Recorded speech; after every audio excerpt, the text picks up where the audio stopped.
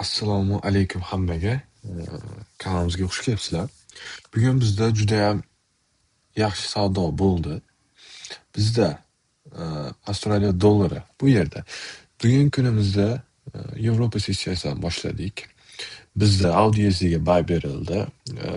Bizni sababi bizda kanal hosil bo'lgan. Ilgari kungi o'sishdan keyingi holat ko'rganingizdek M15 time frame'ida bizda judayam chiroyli kanal. Kanalda qat-qat oldi. Aynan biz qo'shilgan joyda buzib ham berdi. Biz entry qildik.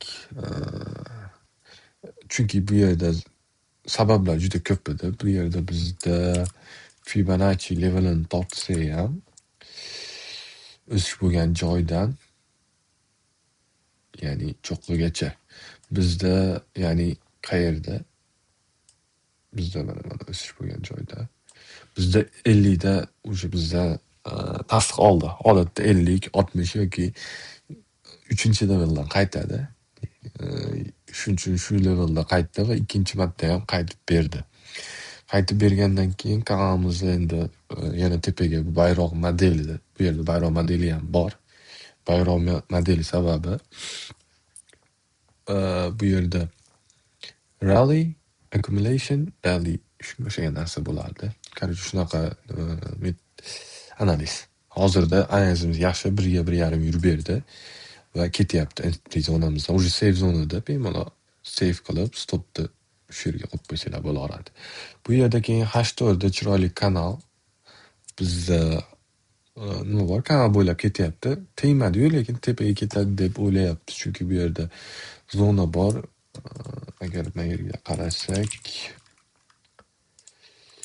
H4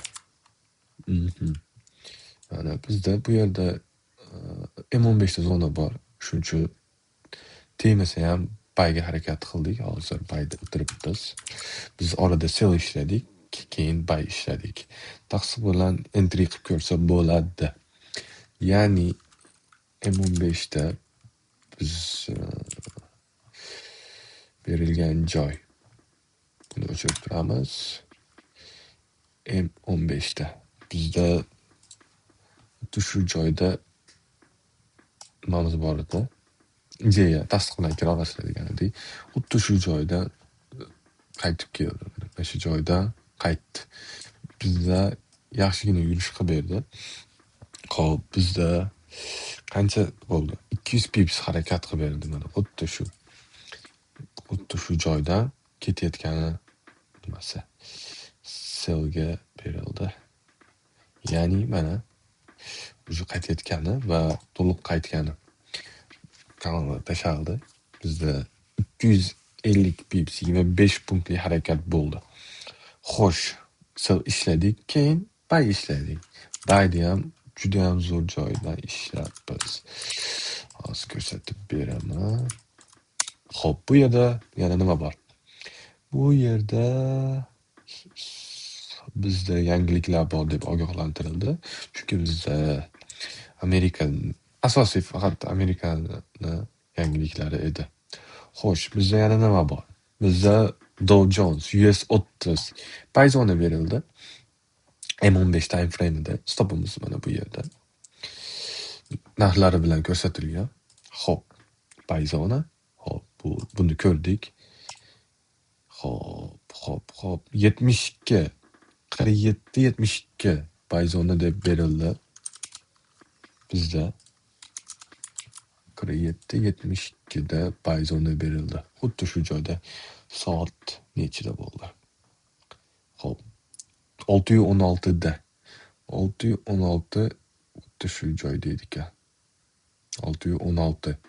Ya'ni xuddi shu joyda bizda 52 ga buy zona. Va nima bo'ldi?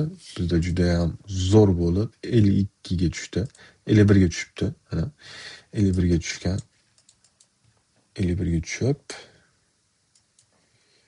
xo'p, bizda qancha masofa bo'ldi? Hozir ham ochiq zilkalar bor. Xo'p, bizda 24 punktli harakat. Xuddi shu joyda. 3 ta nima bo'ldi? Rasmlari ham bor ekan. Dow Jones Dow Jones ko'rsatamiz. Bu bundan avvalgisi Supply Demand Zone orqali kirilgan sell edi. Bunisida scalping botimiz orqali hop Dow Jones ko'rsatamiz. O'ttiz. Bu yerda nima bo'ldi? Hoppa. M15 time frame'ida. Ya'ni mana bizda bu yerda chizilganida M15 time frame'ida ko'rib turganingizdek mana shu zonada bayida tushib bizga tushib biriga 2 yurib berdi. Save qilamiz deb turib kanalga tashaldi. Ya'ni mana Dow Jones save qilamiz, davay birga yuraveribdi, yopsanglar ham bo'laveradi deganidek o'qib ketibdi. Hop. Bizda yana nima? USD entry hozirgacha yoqamiz. Hop. Undan keyin buchi. Dow Jones aka. 2 marta tashlaveribman. Hop, Audi USD entry zonadan 1.1.5. Ya'ni birinchi berilgan сделкamiz, chunki u H1 edi. H1 daligi uchun kanalga ketib qolibdi. O'chirib olamiz. Shunaqa holatlar. Bugungi tahlilimiz shunday va davom etadi. Hozir kun bo'yi bugun range'da edi. Hozir savdoda davom ettiramiz. Kanalimizga kirib, birgalikda bemalol kirib, billa ideyalar ola olasizlar.